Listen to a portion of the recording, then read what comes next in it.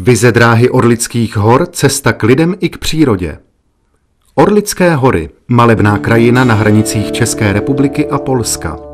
I do této oblasti si koncem 19. století nalezla cestu železnice. Byly a zůstaly to pouze tratě místní, lokální, ale i tak přispěly k rozvoji a hospodářskému oživení jinak nepříliš bohatého regionu, který leží mimo hlavní hospodářská centra. Ze 3 existujících takzvaných lokálek pouze jedna na trati Doudleby nad Orlicí, Rokytnice v Orlických horách se dá nazvat skutečně horskou železniční tratí. Zbývající 2, Opočno-Dobruška a Častolovice-Solnice, se již natrvalo zastavily pod svahy Orlických hor.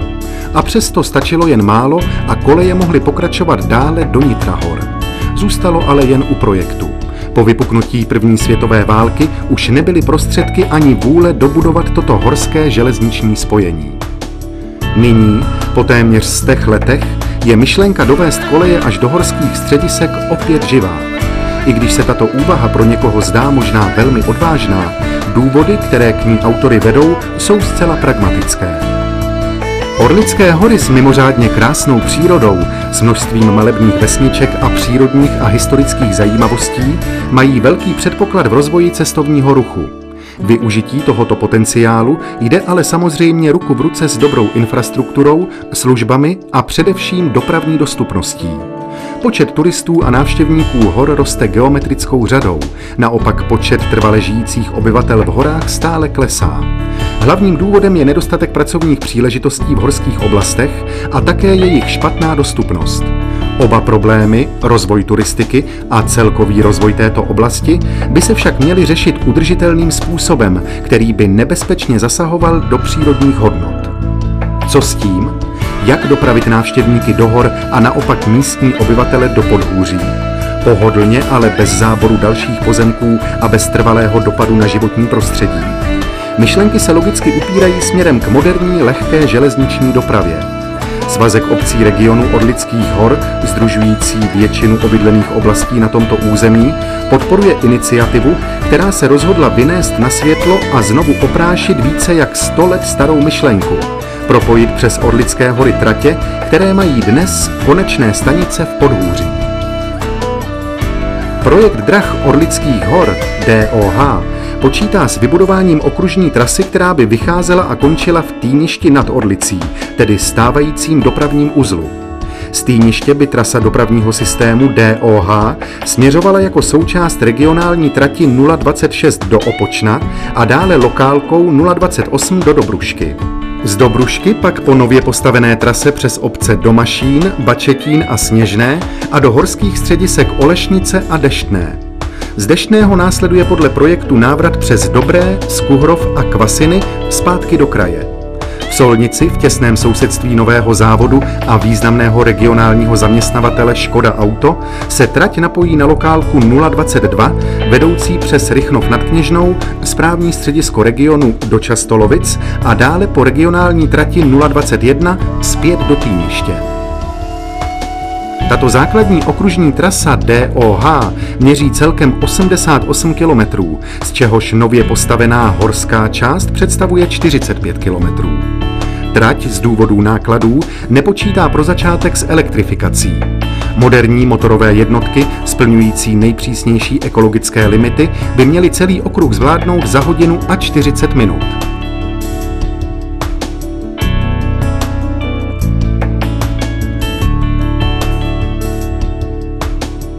Aby byl systém kompletní a zajišťoval úplnou dopravní obslužnost Orlických hor, počítá projekt DOH ještě s odbočnou trasou, která by se oddělovala v Deštném, procházela přes další významná horská střediska Zdobnici a Říčky a napojila se v Rokytnici v Orlických horách, jediném městě Orlických hor, na stávající trať 023 do Doudleb nad Orlicí a dále opět do Týniště.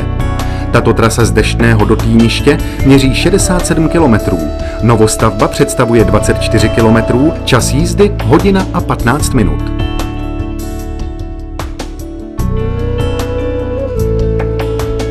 Projekt počítá i s možností rozšířit tento systém směrem do Polska a napojit jej na stávající polskou železniční síť. Právě z této strany významně roste počet návštěvníků Orlických hor, ale i pracovníků, například v závodě Škoda Auto Kvasiny. Vše záleží na případném zájmu polské strany na projektu spolupracovat. Výstavba nové trati by znamenala citlivý, ale přesto zásah do krásné krajiny Orlických hor. Proto je návrh trasy průběžně konzultován s chráněnou krajinou oblastí. Cílem je, aby projekt byl jednoznačně přínosem pro ekologicky udržitelný rozvoj území Orlických hor. Svazek obcí Orlických hor nyní usiluje o to, aby tato myšlenka získala mnohem konkrétnější podobu a pokouší se o její realizaci. Díky sponzorům, především firmě stavby silnic a železnic Závod Pardubice a dále dopravní projektování Ostrava, SUDOP Praha a CTECH, bylo možné vypracovat studii proveditelnosti projektu drah Orlických hor. Projekt byl rozdělen do několika realizačních etap. Etapa 1A ze Solnice přes Deštné do Olešnice a 1B z Rokytnice do Říček. Další etapa 2 vede z Olešnice do Dobrušky. Etapa 3, technicky nejobtížnější, z Deštného přes Zdobnici do Říček celý systém uzavírá. Stavebně technická část studie, zpracovaná dopravním projektováním Ostrava, řeší detailní vytrasování první etapy v obou jejich částech a zanesení tras do ortofotomap. Trasování má za úkol nalézt variantu, která bude co nejméně zasahovat do terénu, a to z důvodů jak nákladových, tak především ekologických. Jednotlivé varianty byly postupně konzultovány s dotčenými obcemi. V některých úsecích musel být návrh trasy radikálně pozměněn, ať již z důvodů ochrany pramenišť pitné vody v okolí obce Dobré, nebo zásahu do chráněné krajinné oblasti u Deštného, či z důvodů vojenských v okolí Sedloňova. Další částí studie bylo provozně technické řešení celého systému. Ekonomické a sociodemografické efekty projektu prověřuje marketingová a obchodní část studie zpracovaná SUDOP Praha. Tato část studie, zhotovená plně v souladu s pravidly platnými v Evropské unii, prokázala, že důvody, proč se Svazek obcí Orlických hor snaží myšlenku horské železnice znovu oživit, jsou zcela platné a projekt by měl mimořádný přínos pro ekologicky udržitelný rozvoj regionu. Využijeme tedy digitalizovaný model trasy dráhy zanesený do ortofotomap a za použití nejmodernějších animačních technologií firmy CTECH se projeďme zatím alespoň virtuálně po neexistující trati ze Solnice do Deštného.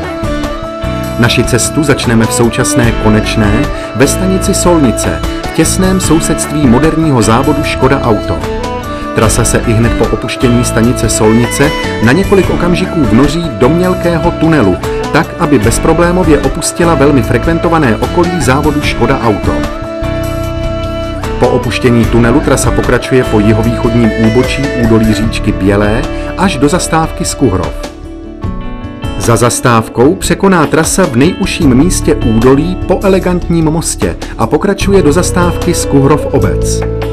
Dále trasa pokračuje podél obcí Svinné a Hlinné, kde je možné zřídit zastávky na znamení k obci Dobré.